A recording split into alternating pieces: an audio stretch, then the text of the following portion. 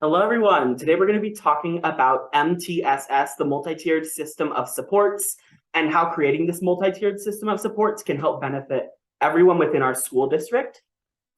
So today we're just kind of going to be going over 10 points on MTSS. So first, we're going to talk about what MTSS is. So I know as a school that is currently doing RTI, MTSS might be something that's a scary kind of change. So we're just going to kind of talk about what this process of shifting to MTSS is going to look like for us. So first, let's talk about what MTSS is. So MTSS stands for Multi-Tiered System of Supports, which essentially includes three primary frameworks. So the first is a universal screening for all students. And in this process, we ask not just with RTI, why isn't curriculum working for these students? We ask, why isn't the curriculum working for all of our students? And so through doing MTSS, we can kind of work more with differentiation and create a better system for all students to learn. MTSS also has multiple tiers of instruction and support services. So we use RTI, which mainly focuses on the academic side. However, MTSS also focuses on PBIS, which is some of that behavioral aspects and going into behavioral and social and emotional intervention. Finally, we have data collection and assessment systems. And so this is just collecting data based on what we gathered from RTI and PBIS under this umbrella of MTSS. And that just essentially informs our schools on decisions for when we go into each tier. And we'll be talking about what those three tiers are. They're very similar to those three tiers with RTI.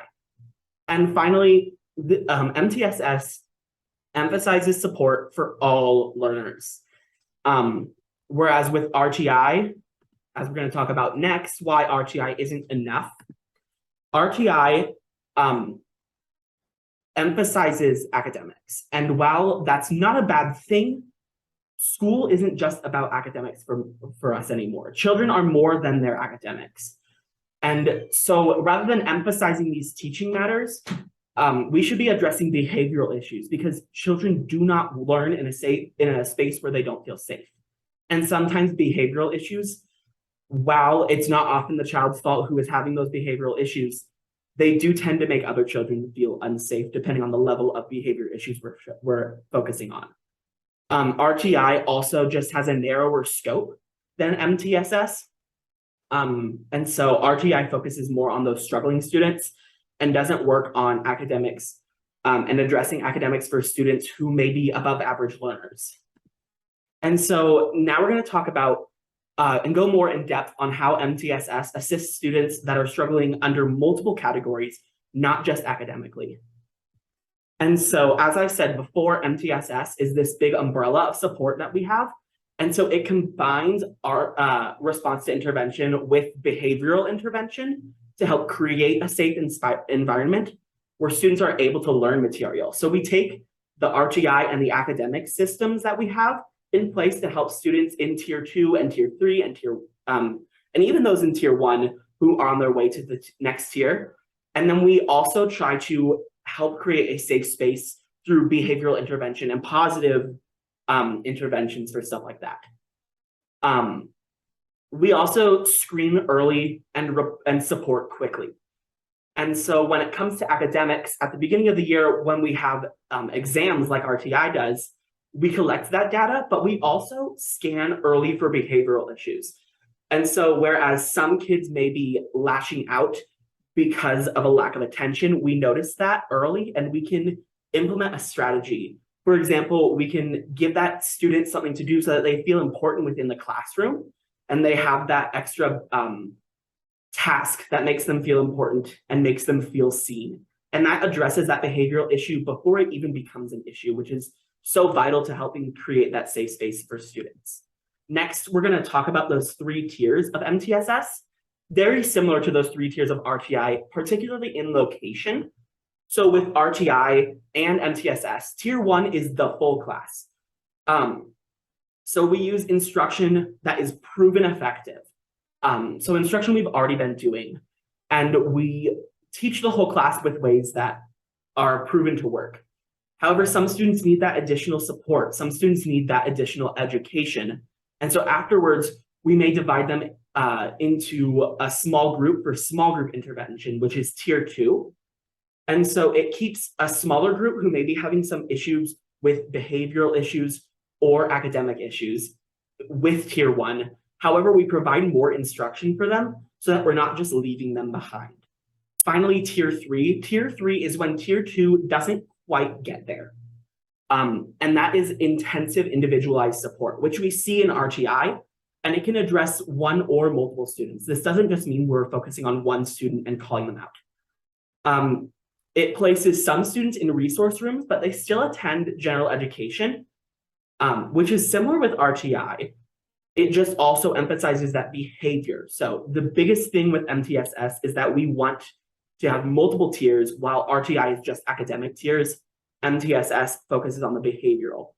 And so if for some reason positive behavioral intervention or the RTI system that we already have in place isn't quite working, we can screen those students for special education services. And the purpose for having these 3 tiers is so that we aren't putting students in special education who don't even need to go there. It's just a way for us to provide special education and differentiate our ways of giving students information that they need to learn. So our 5th point. So how are these tiers different from the 3 tiers of response to intervention? And while we said that the main difference with RTI and behavioral and MTSS is that we implement a behavioral approach. And so we have positive behavioral interventions and support. So it combines RTI with PBIS, positive behavioral intervention supports, which a lot of other schools use. So the tier 1 is a universal school-wide system for everyone, which that falls under the PBIS side of things. And so it also requires our collaboration with other teachers and ends up bringing the school together as a closer, tight-knit community. When we have this universal school-wide system, not only are we helping behavioral issues, we are also addressing the ways we deliver our content so that teachers can learn from other teachers. And it helps with collaboration with everyone. Tier 2 is that extra targeted support for struggling students. And so that is very similar to the tier 2 with RTI of grouping students together who may need extra help academically.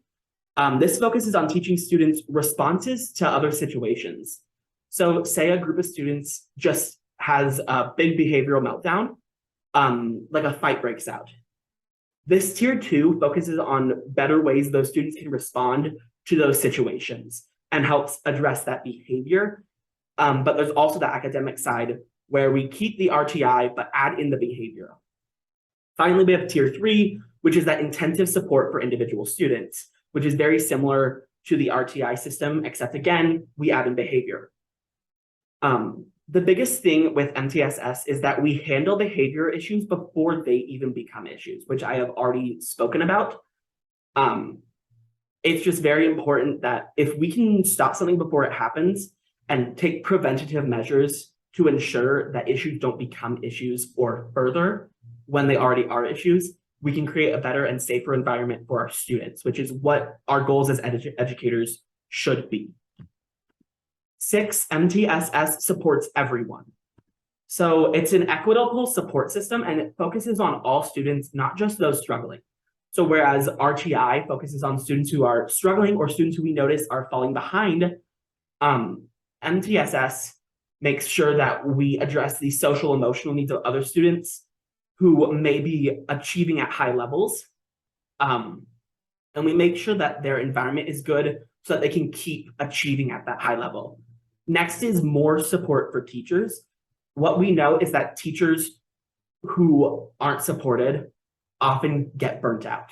And so MTSS just provides further collaboration between teachers as well as with administrators with professional development. So if we're going to implement this, we also need teachers to have that professional development so that they can implement the behavioral aspects.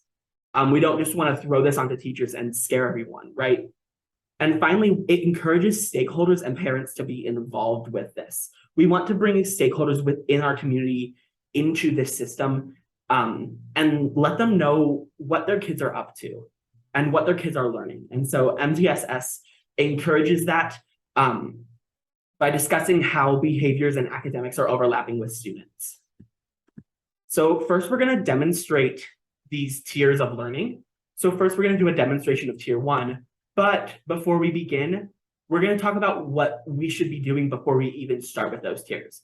So first, as a school district, we need to assess our students. And this is just a needs assessment, which is that basic examination of seeing where students are at. What level are we at, and where do we need to get going with students?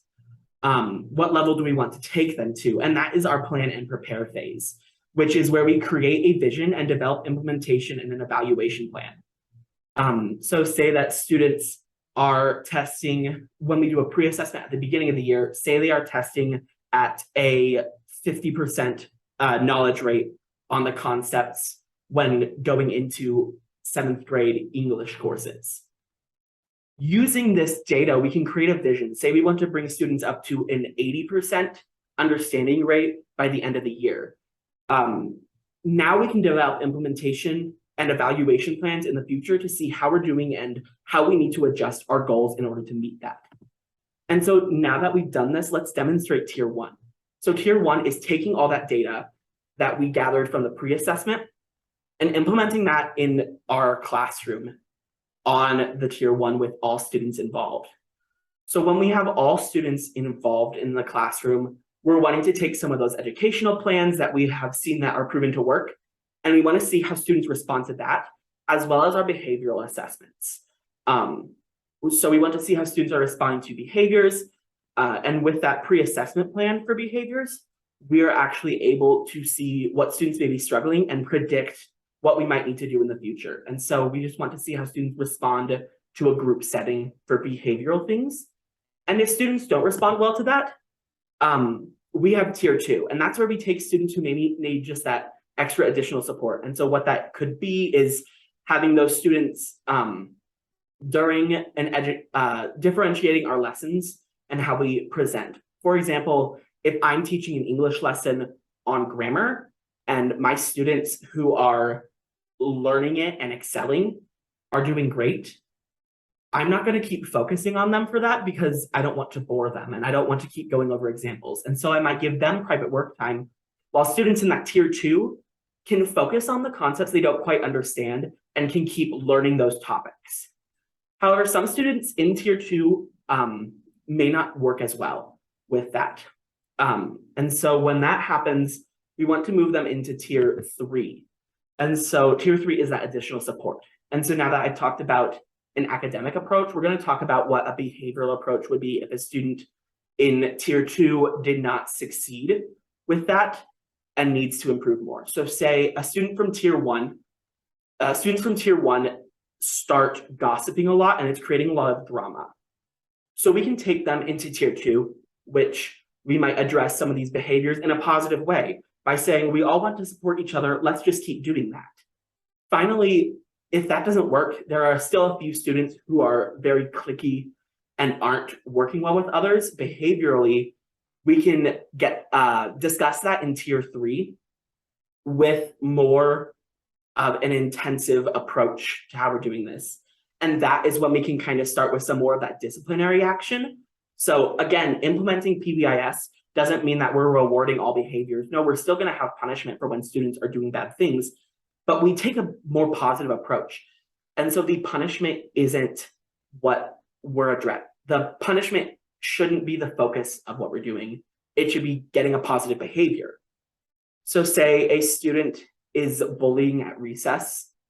At this point, what our best situation for this wouldn't be to like take away technology use in the school. It would be to remove recess privileges and actually have a punishment that fits the crime and fits the location of the crime. And so that's kind of our tier 3, is getting to more of that rehabilitation through discipline phase that we don't quite have in tier 2 and that we don't quite implement there. So what now? Next, we're going to sustain and expand. We're going to engage our stakeholders and figure out what's going on. What do parents see is changing with their students? And let's keep getting parents involved. If we keep getting parents involved, we end up getting more funding so that we can keep training and keep learning some of these professional development tactics to help us engage with our students. And finally, we're going to review lessons learned. Obviously, with implementing a new strategy, it might not work right away. We might not see a huge amount of growth as we're implementing positive behavior intervention systems in our first year. And so we can take those lessons learned and implement those next year. 10, we need a collaborative effort. This encourages teachers to work together, and it requires continuous monitoring of student progress. And so with the team systems we have here at this middle school, teachers within a team can work together to kind of keep tabs on students and see how they're doing academically.